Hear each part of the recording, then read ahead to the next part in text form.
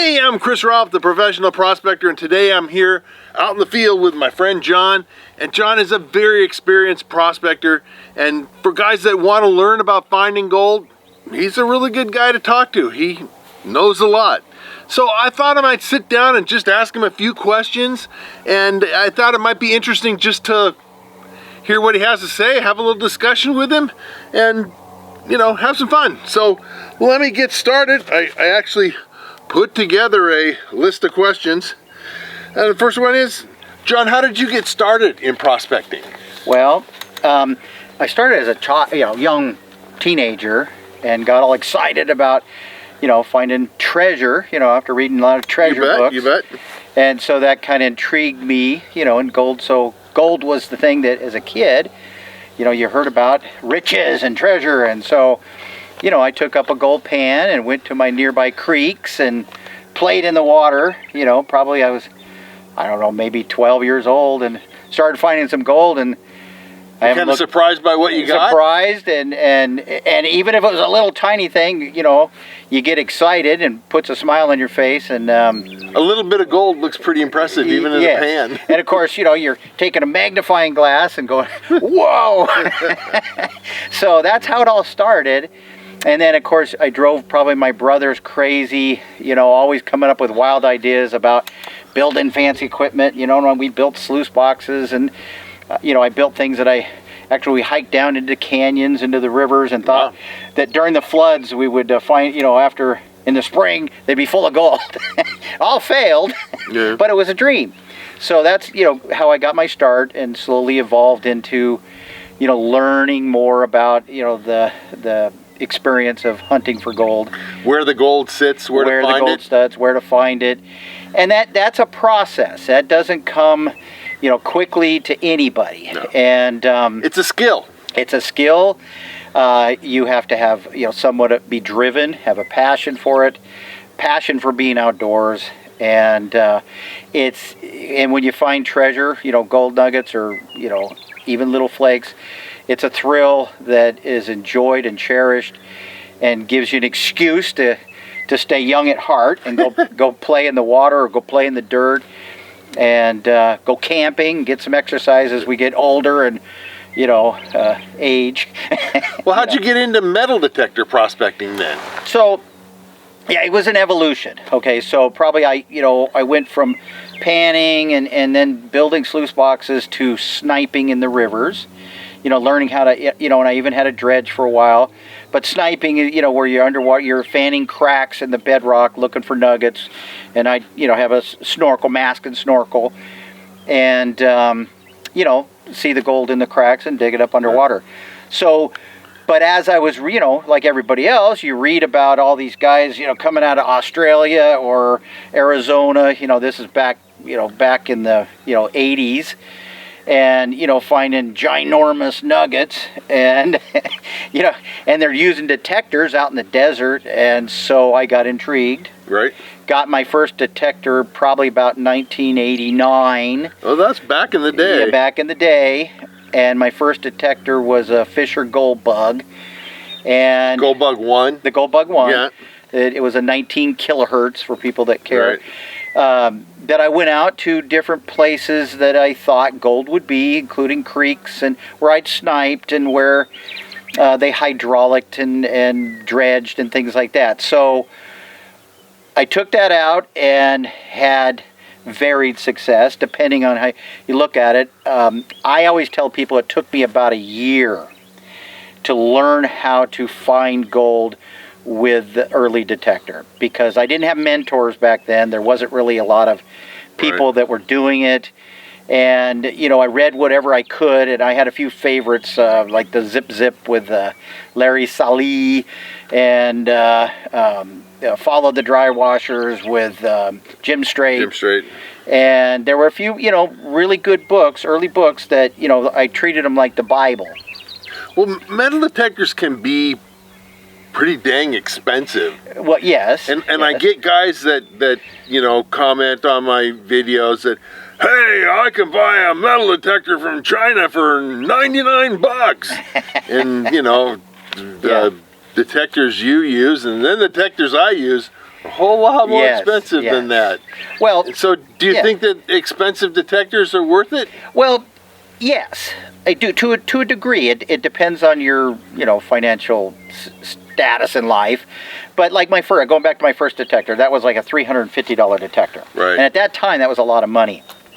And so and eventually I found gold with it, and it worked really good. And there were a lot of early detectors, and you could pick them up, but they were still hundreds of dollars. Right. And then when the Mine Labs came out, they were the PI pulse induction detectors. They were several thousand. Right. When they first came out. But there's still several thousand. Well, exactly. And more. and I think that scares people. But the old axiom that basically you get what you pay for is sort of true with metal detectors. But I don't, expect people to go into debt to get a good detector, because there's a lot of them they're anywhere from probably $600 to $900 maybe. Yeah. And you'll get a good detector that will find gold. I sometimes tell people, if you really want to get into it, it's worth saving a little money. Yes. I mean, maybe you don't have $1,000 rolling around in your pocket all the time, but if you kind of set your mind to it and save up some money, you can make that happen. Right, sure. And if you have friends, I suggest, going out with them if they have detectors, hold one, play with it, see if it's even, before you launch into buying one, to see if you even have the patience, and perseverance to learn how to use a machine, because, they're relatively simple, but there is technique, there is a learning curve to any good machine. And going back to the price, I mean, you can spend upwards of $8,000 or $9,000 with for some of them to get in, to this, hobby or profession. So, me myself, I've progressed over the years. I've used Fisher, I've used Garrett's, I've used White's. I worked, along with White's, testing some of their machines for a while. And they all had good detectors. My personal preference now, and this is my opinion, I prefer the Mine Labs at this point, and I have, I don't have any connection with Mine Lab, but they seem to be making some of the best. If you're really serious about this, they make probably the best detectors. I know Chris uses them. Yeah. I definitely use the Gold Monster. I love it. The Gold Monster 1000 Mine Lab. I also use a 7000. But that's not for everybody, because they're very expensive. And you certainly can get pulse induction detectors for cheaper, and they will find gold. And you're not going to break the bank, picking them up. And VLF detectors can be good. I mean, there's a place for VLF and a place for pulse induction machines. And, we were out yesterday detecting. We both did pretty good. Yep. And we were both using VLF machines. Yes. That's not the most expensive machine in your arsenal of detectors. They're not the most expensive of mine. No, they're like $950. I think most of them are selling for now. Which is still a lot of money for a lot of people. And and so again, you have to want to do this and to drop that kind of money, and don't people all the time they think they're going to go out and you buy this expensive detector and you're going to find nuggets like Chris does right from the get, or like I do, and you see it on other YouTube stuff, people pulling out these great big nuggets.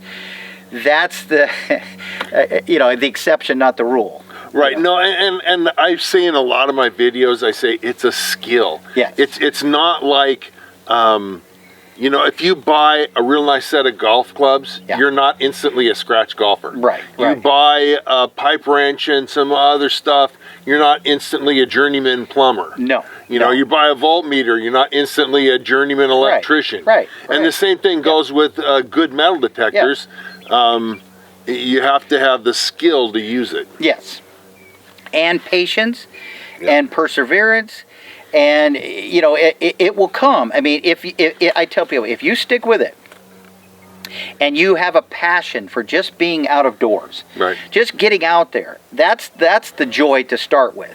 If you enjoy just being out and camping and being with good friends and the quest of it. the quest, the search of the elusive treasure. You could find treasure. Yeah, and we have. Yeah, and we have some really awesome pieces. But anyway, so if that's what you start with the idea that you just want to have fun. Right. And then if you find gold or you find treasure or you find an old coin or whatever you're looking for, and that puts that smile on your face. I always go back to that. This old timer friend of mine, he always asked me, John, how many smiles did you have today? Yep. And that's what it's about, really, is getting that smile that you found, this piece of treasure that nobody has ever seen, most likely ever, until you pulled it out of the dirt or out of this crack or wherever it was hiding. And you've got a piece of Earth's treasure. And that's what it's about. And if you find big stuff later, that's a super thrill. Right. But you can't, I always tell beginners, you can't expect to walk out and just find big lumps. Now it's happened, but generally speaking, I've known people that have hunted for years. Right. And never find, anything. Really. They get skunked. And then all of a sudden, they'll find the biggest nugget of a trip. Right. And all of a sudden the light bulb or whatever goes off, and they start finding it. But sometimes but you have to stick with it. It depends on how many times you get out. I mean, if you're working a full-time job and you only get out twice a year, hey, it's going to take a while to get that skill. Exactly. And I'm myself, I know Chris, we try to get out, about every 2 weeks if the weather cooperates. Yeah, if the weather cooperates. And it's that, but it's what we kind of do. Right. And we don't, it's part of our lifestyle now. But I don't recommend it for everybody. It's a dream. There are people that can make a living at this, but it's really a dream. You have to have the skill first, though. Yeah. You can't start out. People sometimes think, I don't know anything about it, but I'll just go out there and make a living because there's gold everywhere. I'll get an ounce or two every day, right? Well, they see the reality shows and they see the guys, with big pans full of gold nuggets, and those guys doing that. One, they've got the right spot, and most of them have been doing it for years, and they've got really expensive equipment to move, tons of material to get to the pay layer, and that doesn't occur for most of us. And but part of this whole journey with what we do is learning where to go.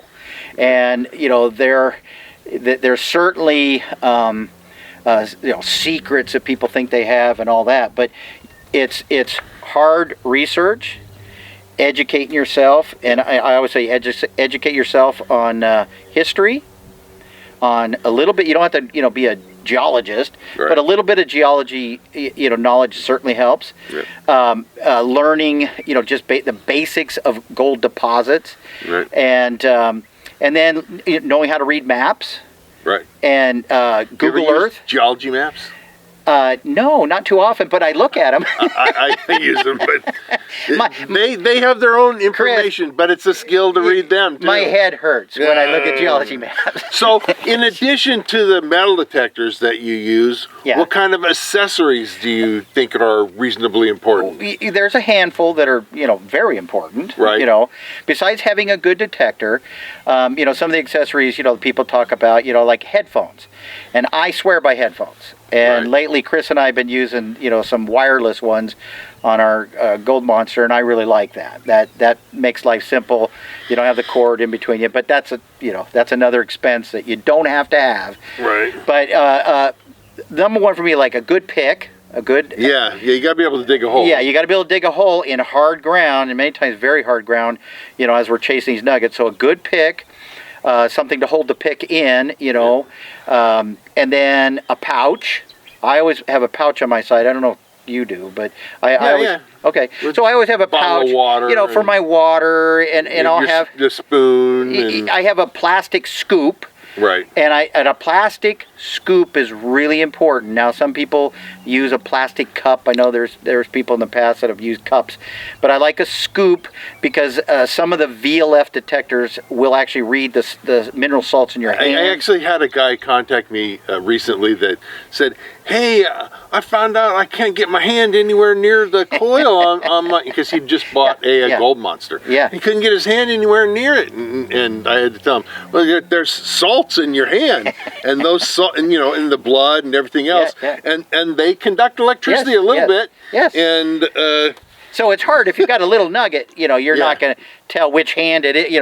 So a plastic scoop where you take your material in your scoop and you put it over the top of your coil, run it over to see if it's in your where you got your target in your scoop, and that's a whole other video and all that. Right. But basically, a plastic scoop is really important. A good pick. Water, always having water with you, and maybe even a snack. Another good thing is for safety would be having a good friend or people you hunt with, right, especially as we get older. Yep. Because you never know, what could happen out in the field. Yep. And so having, that, and if you don't have people, at least have some way to contact somebody, whether you have your cell phone or a satellite phone, or like I used to do, I'd have a topo map at home and for my wife, and I'd say, you can find the body here. If I end up missing, here's the X. This is where you start looking for the body. So but safety. So that's an accessory though that people don't always think about. Right. Having the proper clothing. When you're out there, because a lot of times we're out in the sun all day, and I'm very fair skinned, and so I burn really bad. But having good protective clothing, in snake country, maybe protective stuff for snakes. Yep. Those are a lot of other accessories, but some people wear a good hydration pack, so they have their water on their back when they're hiking around. Those are some of the main accessories, other than things you can do to your detector. Yep. So we kind of started on finding places to prospect, doing research. Yep. And I always tell people, you'll be amazed at what's accessible on Google these days. If you live in such and such an area of such and such state, go to Google and say, gold deposits of, Sierra County, or gold deposits of Los Angeles County, or whatever, wherever you live.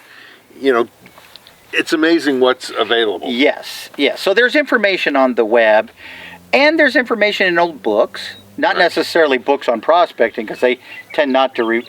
They'll give you the basics in a book, but they're not going to tell you go here to find the gold. And if they did, it's but there's gold districts. I mean, I recommend for people all the time this Bulletin 193 Gold Districts of California. Yes, awesome. You can Google that and find a copy that you can download for free. Yes, and it's great because it's a starting point where you can look in your area. And it lists, deposits all over the state of California. Right. And there's similar things for Nevada and Arizona and so et cetera, et cetera. USGS type bulletins are extremely important. Also old maps. Now people have gone away from maps, but if you get a hold of early maps, I've got some from the 1800s. I downloaded a topo map the other day of an area that I was interested in.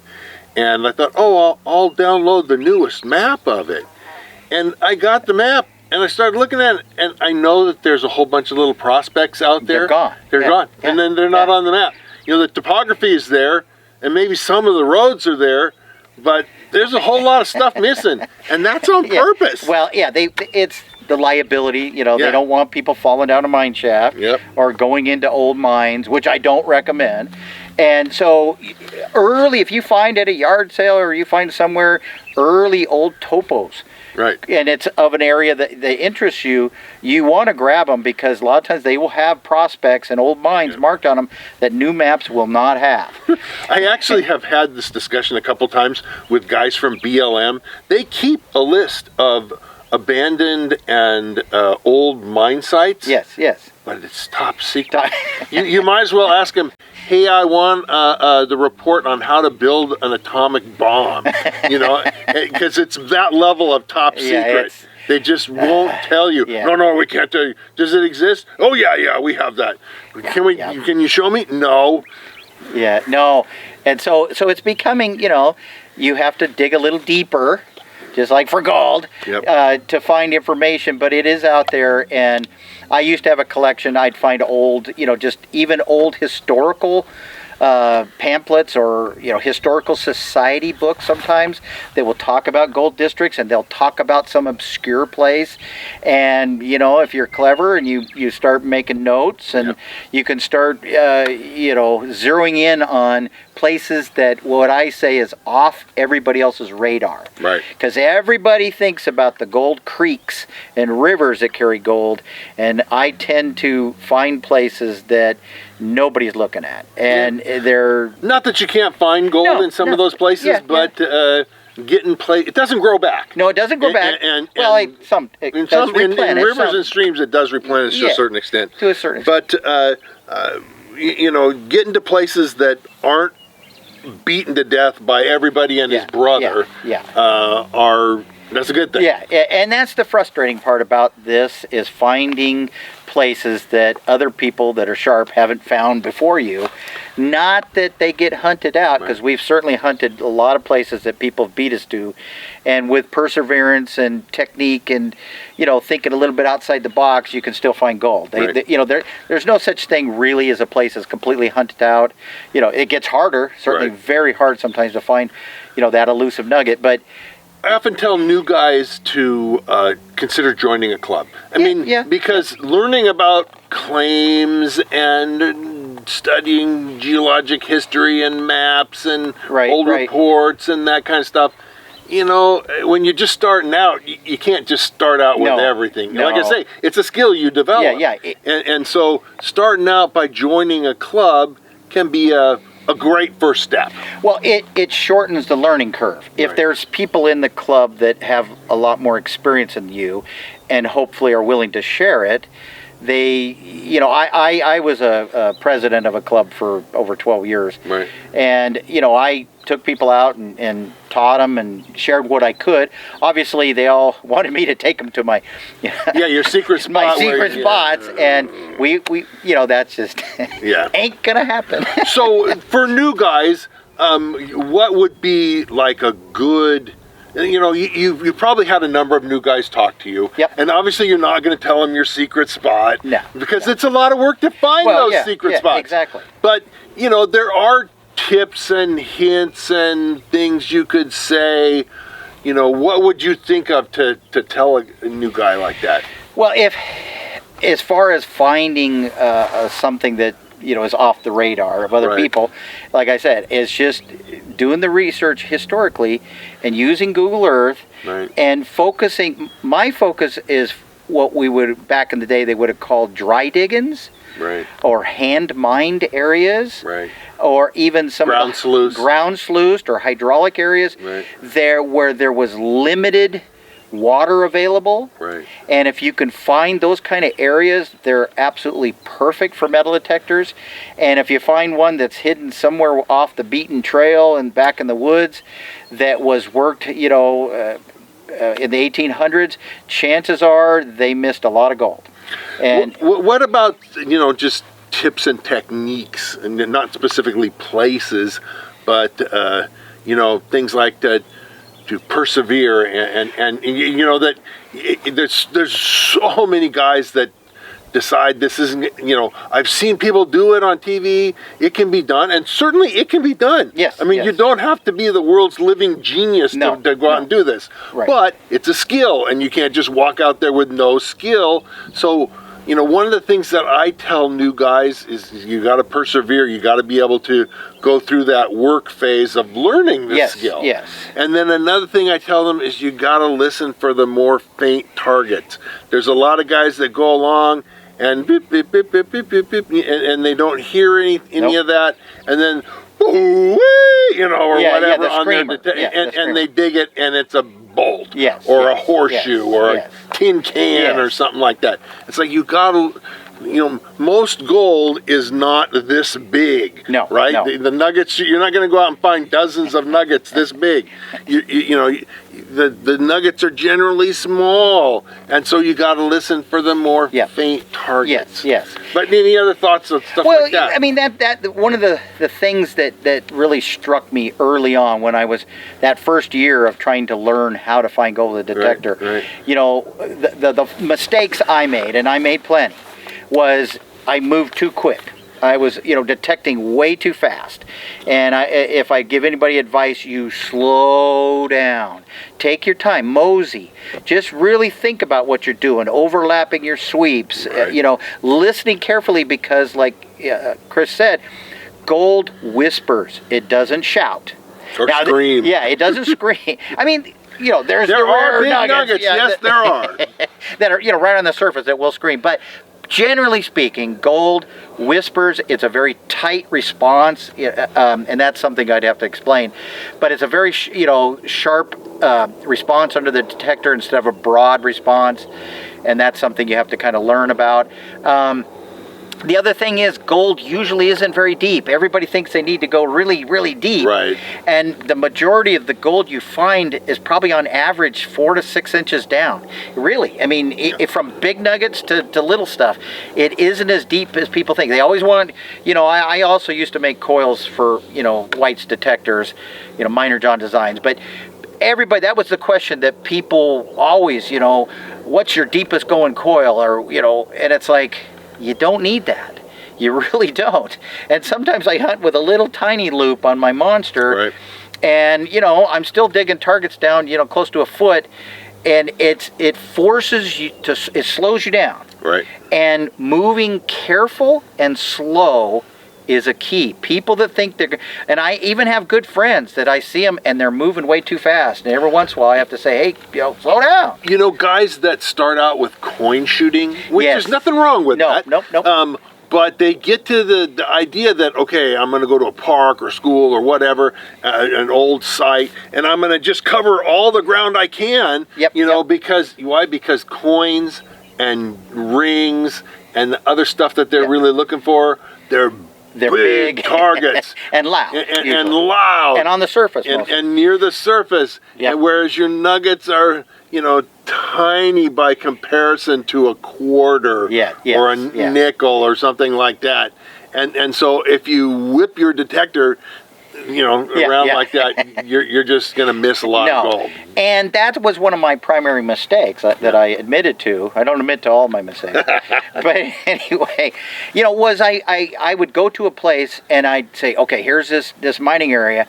And I'm like, okay, I need to cover this whole thing today to find the gold. And no, I literally ran over huge patches of nuggets that I went right over, and they were blind to me because I was going like a maniac. Right. And, of course, I was thinner back then, and I would, go like crazy.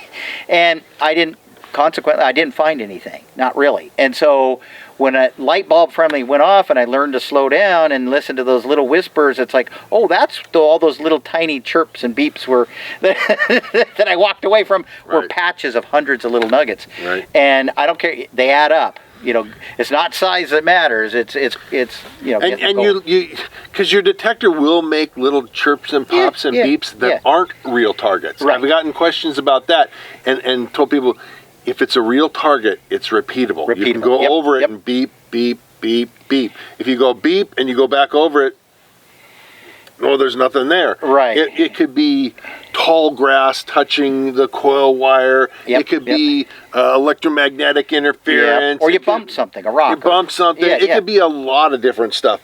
But real targets are repeatable. Yes. As an example, I had another friend with us yesterday, and he had a target, and he kept digging around the rock, but he couldn't pinpoint it. And so when he would go over the target, it would go quiet and then whoo, and then the other way it would woo woo woo woo. Yeah. And that's a cold rock. Right. And he could not. When I finally went back and gave him the thing, it's like, okay, can you pinpoint it? Can you make an X over it with your coil and with your eye say, okay, that's the center of the response? Right. If you can't do that, you better not be digging it, because a cold rock the threshold will drop away and then respond with a signal, a peak. So it goes quite woo, Right. and it's kind of a weird response, but you can't pinpoint it. It's not repeatable in any direction. If this is where the target is, you get a response here, and then when you're swinging this way, you get the response over here. Yeah. And it's like it's in between, but you get beep here and or a woo, whether you get sound here, you get a sound here, but you don't get any sound here Directly over the target. Right. So I went ahead and cut that off because the glare was getting so bad it was hard to watch, and there was only maybe a little over a minute left of the video. So I went ahead and cut it off because the point was made that gold mining is a skill. Successfully finding gold, it takes knowledge, it takes skill, and basically I wrote a book to give you a head start on that skill, and I'm going to tell you a little bit more about my book right now. So let me tell you a little bit more about my book. It's called Fistful of Gold, and I wrote it because I want you to be able to go out and find for yourself Fistful of Gold. And you can see that it's an encyclopedia with all kinds of information, pictures, and that sort of thing. It's not in color, but color would have cost me a lot more to have printed, and so the book would have cost a lot more. It's for sale on Amazon, and you can pick it up. I'll put a link in the description below. I also serve as the editor for a prospecting magazine. It's ICMJ's Prospecting and Mining Journal. And honestly, you should check that out. We got stories and information, legal stuff, everything you know to increase your skills as a prospector. I write articles in this every month, and a lot of other very experienced prospectors contribute to the magazine as well. So check the magazine out. Also, I have a website, and the website is at NevadaOutbackGems.com. I'll put a link for it in the description below, but there's gobs of information there that you will find useful in your prospecting efforts. Finally, I want to say that I really appreciate your comments and thoughts, and even positive criticism. Don't come on there and just toss out insults, because I'll just delete your comments. But if you've got helpful things to say and questions to ask, do write and put those in the comments, because I answer my comments to people, and you'll hear from me in responding to you. So if you've enjoyed this video and you like what you see and you're interested in finding out more, well then sign up, subscribe, and hit the notification bell so they'll let you know when I post new videos. And like it and share it if again you see stuff that you really are excited about. And I'll be coming out with lots more new videos, and so we'll see you again real soon.